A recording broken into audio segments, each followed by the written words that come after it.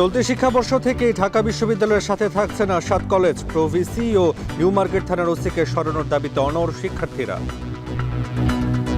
থানা ঘেরাও কর্মসূচি পালন করব এবং শান্তিপূর্ণভাবে আমরা ঢাকা কলেজ সহ 7 কলেজের সামনে থেকে ঢাকা বিশ্ববিদ্যালয়ের কোনো বাস যেতে দিব না।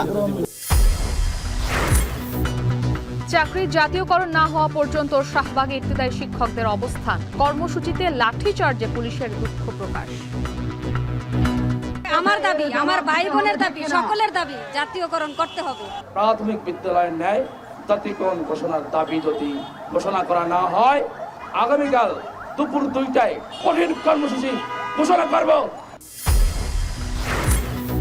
1 থেকে 1.5 বছরের মধ্যে নির্বাচন চায় ইসলামী আন্দোলন। ফ্যাসিবাদের বিরুদ্ধে ঐক্যে জোর বিএনপি মহাসচিবের।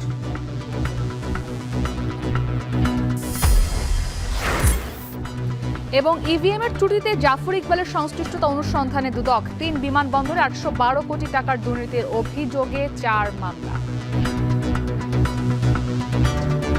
200 কোটি টাকা আত্মসাতের অভিযোগে তারিক আহমেদ সিদ্দিকী, সাবেক প্রধানমন্ত্রী সামরিক উপদেষ্টা জনাব মোহাম্মদ মহিবুল হক, সাবেক সিনিয়র সচিব, আজ একটি মামলা রুজু হয়েছে।